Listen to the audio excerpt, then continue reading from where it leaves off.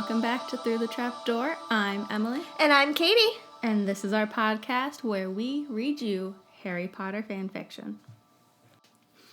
So we're going to start with what wine we're drinking. I know in the last couple weeks we haven't talked about it, but that's because we may have recorded like mid-afternoon for a couple episodes and just didn't drink. Also, we're both getting over being ill. Yes, we were also like mostly dead last time we recorded. So I feel like the lack of alcohol was smart on our part. Yes. But this week we are drinking Ball and Chain by Staggering Unicorn Winery, and it is their blueberry raisin wine. It's one of my favorites. It is also one of my favorites. It is together our favorite. Our downloads have now surpassed 1,500. I'm so excited. Guys, could you please review us and Yes. subscribe and Please review us. rate us? Because I'd love to tell you how much we love you. What happened last week? It was mostly Dumbledore just kind of dealing with the fact that LaSalle killed Fudge. And they made Arthur Weasley the Minister of Magic. They made Arthur Weasley the Minister of Magic. Oh, yes. Oh, I remember that now. Oh. Chapter 13, The Truth Stone. We need to find out what Draco was talking about, Hermione said as soon as they returned to the common room. It was rather empty, most everyone finding something exciting to do before the Christmas feast. I'm not taking any more Polyjuice potion, Ron stated firmly, kicking off his shoes. Oh, we don't have time for that, Hermione assured. We need to find another way. Ron rolled his eyes at Hermione. I'm going, Harry broke in. I'm taking the cloak. I'll find a Slytherin and just follow him in. Ron and Hermione stared. And finally, Ron piped up, what if by the time you get there, he's already spilled the beans? And that's going to be so dangerous, Harry, Hermione pointed out. If you were caught in the Slytherin common room, Harry had to laugh at himself. That wasn't exactly what he considered dangerous anymore. Do you want me to come with you? Ron asked. Harry shook his head. I don't know if the cloak can cover both of us anymore. Besides, if I get caught, it'll be less points taken from our house if only one of us is found. Plopping himself down in one of the large red armchairs, Ron let out an irritated sigh. I don't see why Malfoy continues to go to school here when his father's such a criminal. Hermione took the other chair while Harry remained standing. Well, at least this way we can keep an eye on him. A hooting noise interrupted their conversation. An owl had mysteriously appeared before them, holding a letter in its beak. Ron reached for it, but it hopped out of the way, flying onto the back of his chair and presenting the letter to Harry. Suppose it's for you. I wonder if it's from Sirius and Lupin, Hermione said excitedly, clapping her hands together. After thanking the owl with a friendly pat, Harry tore open the envelope. Merry Christmas, Harry. I thought that you would like to celebrate the holiday with some dear friends. Meet me in the Great Hall before the feast, and I shall take you down to a special gathering. Sincerely, Professor A. Dumbledore. P.S. Miss Granger and Mr. Ronald Weasley are also cordially invited to attend. Before heading down to the Great Hall, Harry slipped his invisibility cloak into a leather satchel that he slung over his shoulder. When has Harry ever had a leather satchel? Right, he always stuffs the invisibility cloak into the inside pocket of his denim jacket. Because he's a true 90s bro. Yep. In it, he also placed a present he had picked for Sirius. Ready, he proclaimed as he stepped out into the common room. You got the cloak? Both Ron and Hermione asked at once. As soon as the party was over, Harry hoped to catch some of the Slytherins as they were coming back from the feast. Neither Ron nor Hermione had been given the chance to enter the staff quarters, and so they both marveled as they stepped through the mirror. I don't think even Fred and George know about this, Ron commented excitedly. Harry could easily see in Ron's eyes how he would love to finally be able to share something with his brothers that they didn't already know. Dumbledore seemed to see it too and informed nicely, As you see, this is a great privilege, and I trust that all of you will keep it to yourselves. Well, at least Ron could know that there was something that he knew, but his brothers didn't. They followed Dumbledore down the cold, stony corridor where the Snapes lived. He lifted the knocker once and let it fall. A minute went by before they heard the lock slide back, and Remus Lupin showed his face. He smiled warmly and opened the door. The front room looked much the same as when Harry had first seen it, only Professor LaSalle's side had been somewhat tidied up and now collected dust. "Sirius," Lupin called back towards the hall. "Albus is here." Sirius soon appeared in the doorway. "So this is our Christmas present?" he exclaimed. "I knew it was going to be good. So how are all of you? Ron? Hermione?" They both grinned broadly, and everyone began to join in the middle of the room, passing out hugs. "Looks like I'll leave you all to a good time." And Dumbledore stopped and clapped his hands, and there were suddenly garlands, wreaths, and a blinking Christmas tree, and floating candles, bringing fresh cheer to the dark, musty apartment. "Much better," he commented with a satisfied tone. "Now I must really be going." "Could you two be any louder?" "Much better," he commented with a satisfied tone. "Now I really must be going. I'll be needed in the great hall. I've placed Dobby in charge of seeing to some of the feast is brought down for all of you to enjoy." "And Remus, Sirius, is Severus still here?" No sooner had he asked this when Professor Snape stepped out wearing a black knit turtleneck and black pants with a worn-looking pair of brown house robes. What? What is he wearing? When has he ever not looked like a giant bat? He's always... Wait, it gets better. Oh. Please. Thrown haphazardly over all of it. His hair was still dripping into a green towel that he had draped over his shoulders. What? What is this? Who is this Snape? I just like that it's a knit turtleneck. And why are the house robes brown? Oh, like a house coat? Yeah, I think it's probably like, like your bedtime robe. Okay. But why are they brown? I don't know. Literally everything else he owns is black. Why is this one thing? And his green towel. Yep, and his green towel. He had stopped abruptly at the sight of all of the decorations and the Gryffindor guests that had invaded his apartment. "Aren't you coming to the Christmas feast, Severus?" Dumbledore asked. Snape, once he pried his eyes off all of the glittering decorations, put on an extremely sour look. "No, Headmaster, I had planned on staying here." He didn't sound too certain now. "I sent out Bertram to find Salazar and was going to wait here." "Ah, yes," Dumbledore looked more serious. Harry wondered who Bertram was, but then realized that it was the blackbird he had seen earlier, missing from its cage. "Then I'll leave you to stay, and you can join in the festivities here instead." Snape clearly flinched as Dumbledore patted him firmly on the back, eyes twinkling. "Well, I'm off. Have fun." It's like 100% canon Dumbledore. Totally Dumbledore. Well, have a lovely time. Harry swore that Dumbledore was laughing as he left. As soon as the door shut, Snape's eyes darted around the room and briefly landed on each of the 5 Gryffindors before him. Then he turned and retreated back into the recesses of the apartment. "Aw, looks like he's not going to be joining us for the party," Ron joked. "Wait a minute. His hair was wet, wasn't it? Did he just wash it?" "Shh, shh." Lupin was nearly bending over, trying not to laugh, but everyone else was not so successful. "He'll hear you." "Oh, let him," Sirius said with a smile, and put an arm around Harry and Lupin as they chuckled their way into the dining room. "This should be a wonderful evening. Ron, Hermione, come in." Harry thought he saw a house elf scuttle by as they approached the table. It was heavily laden with ham, goose, turkey, stuffing, potatoes, different sauces, gravies, puddings, along with fruit, vegetables both plain and served up as casseroles.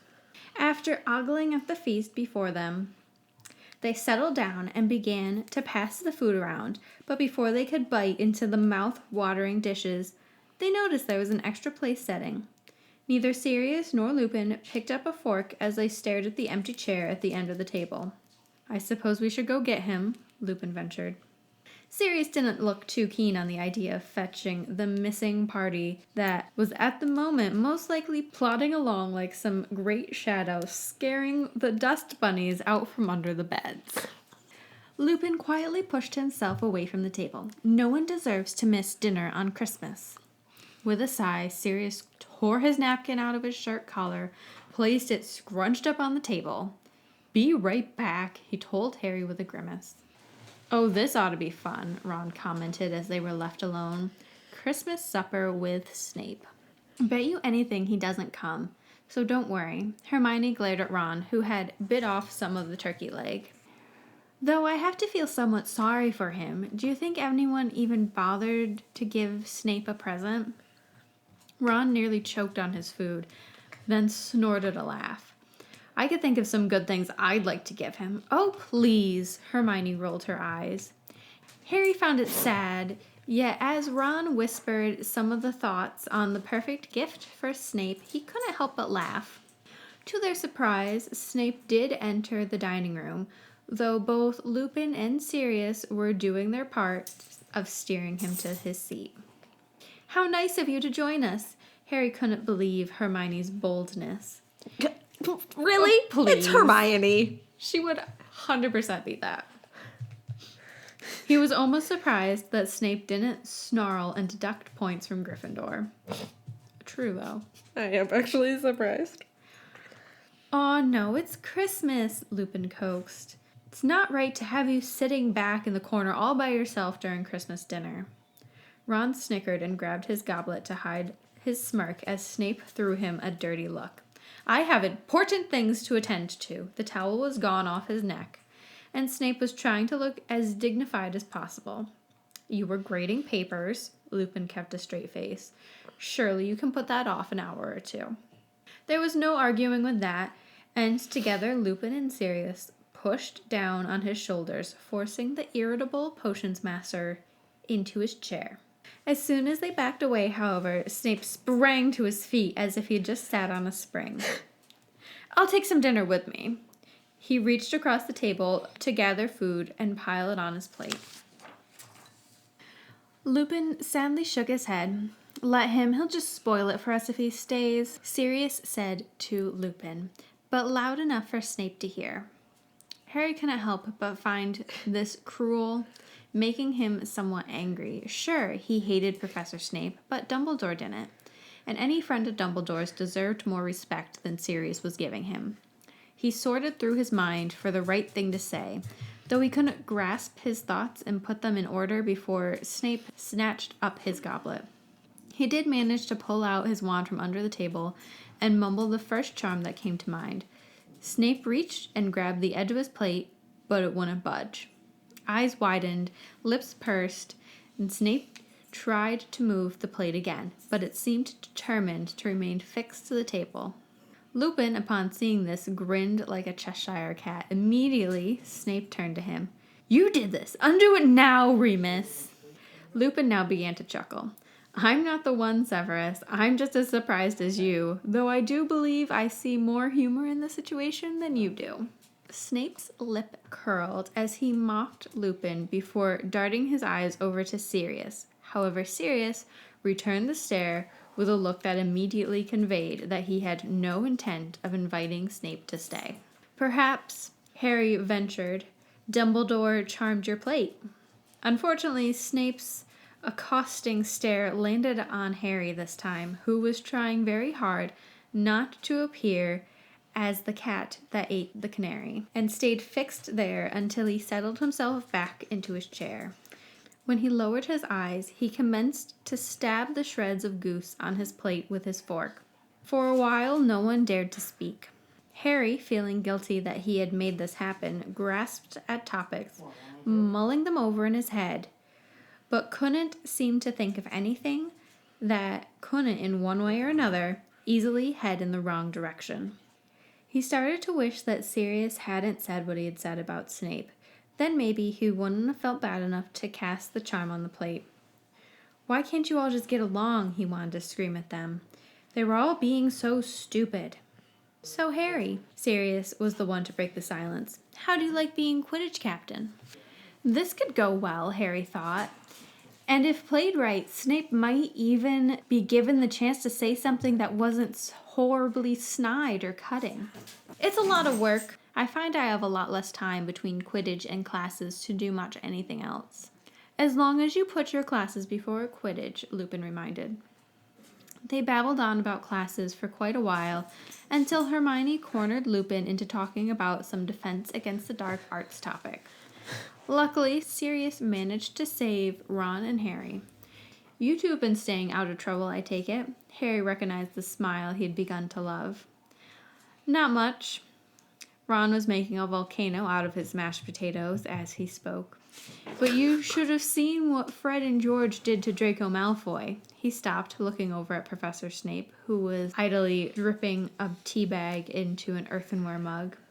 Momentarily, he lifted his coal-like eyes to show that he had heard, then nonchalantly took a sip of his tea without putting anything in it. I had heard of some transfiguration, Sirius noted. Ron figured that the damage had already been done, so he unfolded what had happened. How do they make those? Harry asked at the end of the explanation. I'm not really certain, but I wish I knew. One of the many transfiguring draughts. Snape had put his mug down. Both Harry and Ron turned to stare. Many of those annoying gags require the maker to have some rudimentary knowledge of potions, though I dare say they should go beneath that category of potions. Ron poked grimly at his fig pudding, clearly disappointed that Professor Snape had sullied such a fun topic with an academic lecture. Harry, however, decided to take advantage of the fact that Snape had finally spoken, though it had taken him all the way up to dessert to do so. Did you ever do anything like that when you were at school, Professor? Snape appeared to have swallowed a bug. He coughed slightly before burrowing his eyes into Harry's.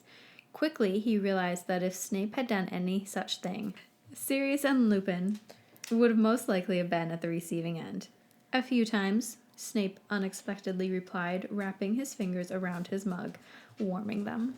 Lupin had stopped conversing with Hermione about Yetis and had started to listen in. He decided to speak up, much to Sirius's chagrin. Yes, I remember one of those times. Wasn't happy about it when it happened. But now that I look back at it, you were very clever, Severus, to pull it off. What happened? Both Hermione and Harry prodded. Well, somehow he managed to infect the cake for the House Cup celebration our 5th year, which was won by Gryffindor, with a delayed engorgement draught that didn't start taking effect until everyone had eaten their fill. I recall that the nurse had to be dispatched to the scene, as many of us couldn't fit through the doors. Despite himself, Ron snickered. Admittedly, it had been a perfectly executed prank.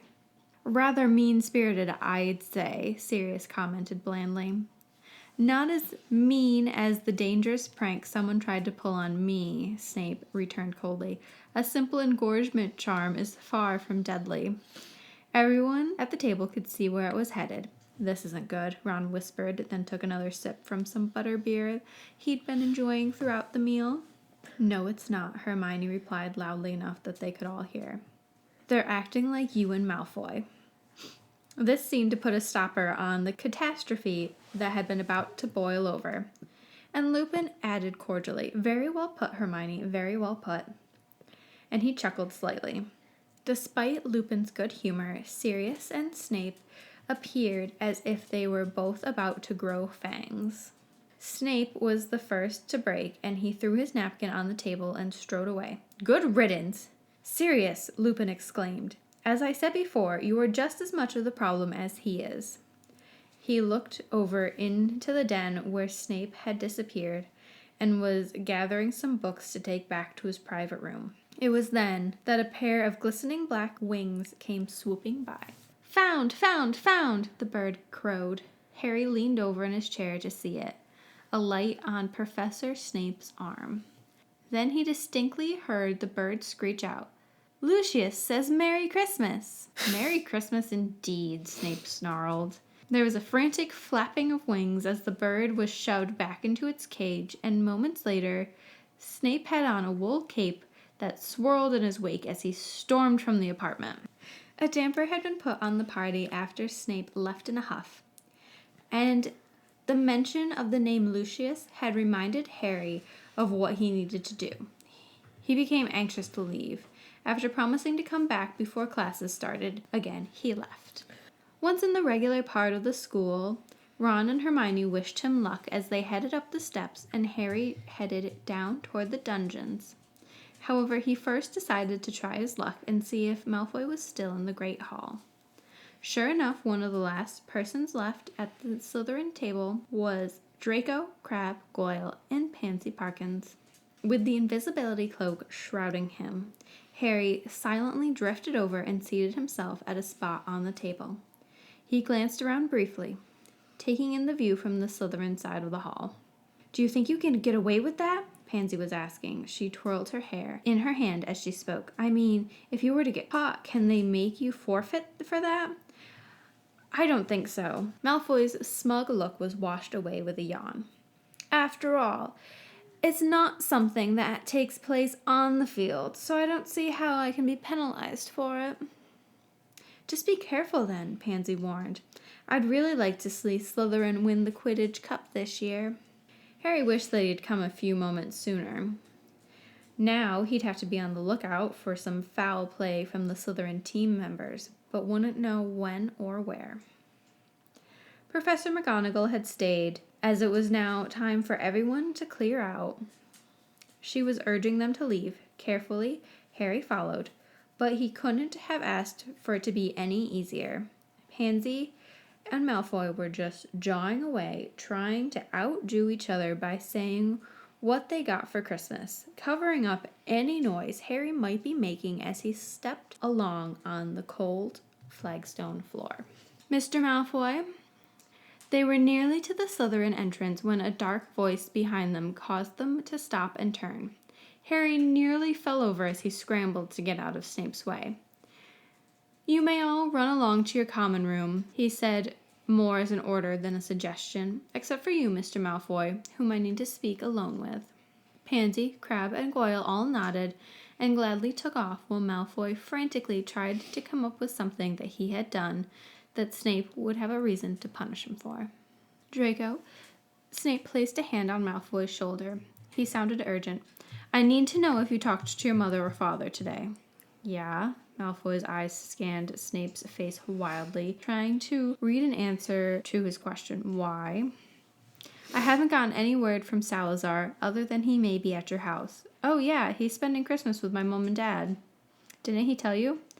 Harry couldn't read whether Snape was angry or relieved. "No, he didn't say," he said tersely. "Sorry." Then Malfoy brightened. "But my dad got a special gift for him, something he's been wanting, but it's, difficult to find." Snape's face grew darker. "And look," Malfoy held up a pendant that Harry hadn't noticed before. It began to give off a soft red light. "Your cousin gave me this, and wow, it's glowing. It hasn't done that yet." "He wrote that it would. He sent it by owl this morning. Neat, huh?" "He said it has something to do with the truth or something." "It's a truth stone," Snape said simply. "It glows only when you're in the company of someone you can trust with your life." "Wicked!" He smiled at Snape, eyes glowing with excitement. "It's quite a valuable gift," he commented. Malfoy rubbed the stone with his thumb, then let the pendant fall back down on the chain.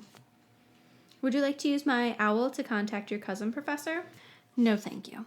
"Or I could send a note saying you're coming. Did you even get an invitation?" "Yes, I did." Snape looked ready to leave, but I had to turn it down. I have a lot to do with the new Minister of Magic, and I heard all about what happened to Fudge. Too bad the Dementors didn't get Potter," Malfoy interrupted shyly. "But I can't believe they made that Mr. Weasley the minister. Dad's furious. He is going to have to do something about it, which reminds me." Malfoy glanced around and lowered his voice. "Father asked if I'd get you to send him an owl. He wants you to help him with something, and I'm pretty sure it has to do with that." Harry felt a shiver go up his spine. He wanted to lunge and strangle Malfoy so badly. That's enough. For a moment, Snape looked about ready to strangle Malfoy himself, but he kept a calm demeanor intact. Why don't you return to your common room and enjoy the rest of Christmas, all right? Malfoy nodded. I will, Professor, and Merry Christmas. With that, he turned and headed for the spot in the wall where the Slytherin entrance was hidden. Basilisk, he said aloud.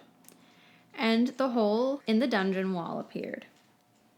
Harry scooted close, ready to follow when Malfoy turned around. Immediately, the truth stone began to glow. He noticed it. Strange. Then he looked up at Snape and smiled one more time. Then he turned back to his common room. Just one moment, Snape said, striding forward. Harry felt his heart skip a beat and jumped aside. It would be nice if you wrote LaSalle a note letting him know that he is wanted back as soon as possible. And you can tell your father that I am interested. I'm afraid to send an owl as I'm right beneath Dumbledore's nose, so it would be better if you did so.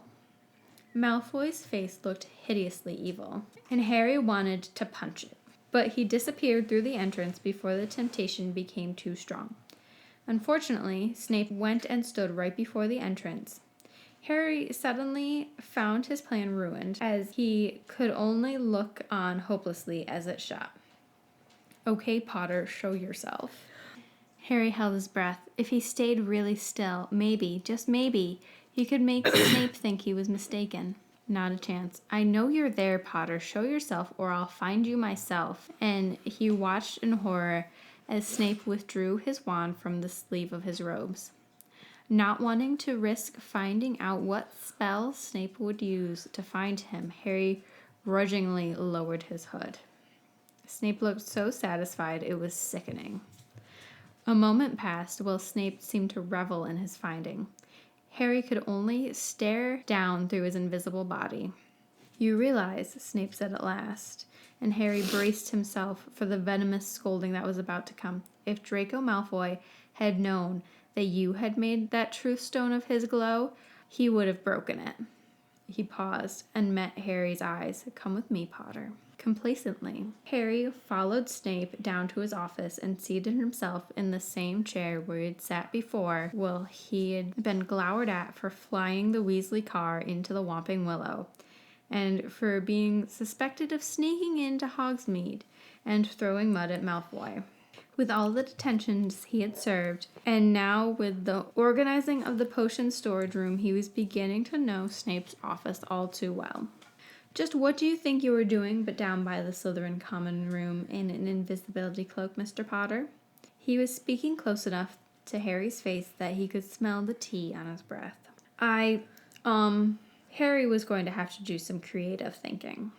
The only thing that I could see a Gryffindor doing down near the Slytherin common room is if you were planning on entering and causing trouble.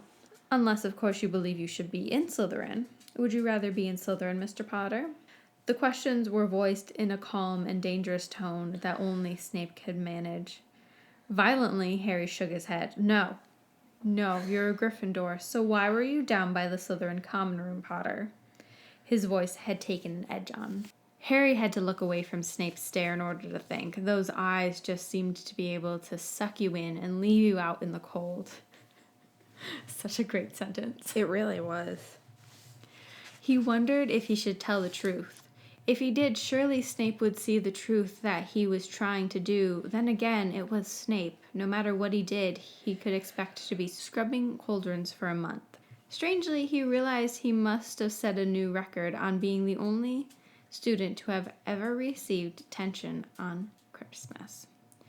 Malfoy said something. He was somewhat embarrassed at the high octave in which his voice came out. Malfoy said something, and that's why you decided to break a major school rule? What were you planning on doing to Mr. Malfoy, Mr. Potter? Nothing, Harry said quickly. Now see here. Snape sprayed spit, and some landed on Harry's nose and speckled his glasses. I've been teaching for nearly 13 years. Don't expect that I don't know your little adolescent mind works. Now, what were you planning on doing, Mr. Potter? I was going to listen in on what he had to say about his duty to his father and Voldemort here at Hogwarts. Harry saw the reaction immediately. Snape knew the things Malfoy was capable of saying. He had just heard it. As he had hoped, this made Snape back off. His face fell and his mouth parted slightly. What did you say? I overheard him say that his father gave him a duty because he was so close to Dumbledore, and I was going to find out what it was and warn Dumbledore about it. Slowly, Snape leaned back against his desk and ran his hand over his face. You should have come to either Dumbledore or me to let us handle it, Harry. There he went with the Harry again. And he did have a point. Harry had to agree with that. From now on, if you hear anything, come to one of us, understand? Harry nodded. By the sound of Snape's voice, he was beginning to wonder if he was going to be let off easy.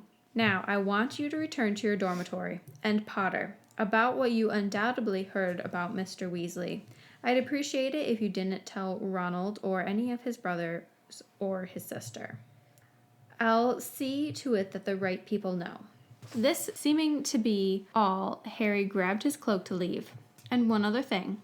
Leave your cloak here. What? The thought of leaving his cloak behind with Snape startled him. Do as I say, Potter, before I decide to start deducting house points. Now get out of here, and I expect to see you back here the first day of classes, serving out the rest of your detention. Yes, sir. Harry removed the cloak with a bitter sigh and placed it on Snape's hands before slipping out of the potions office. End of the chapter. So much happened. This is such a good story. So good. I love it. So good. I was expecting the party to be more party-esque I based know. on the summary, but I was like bumming that it was just them.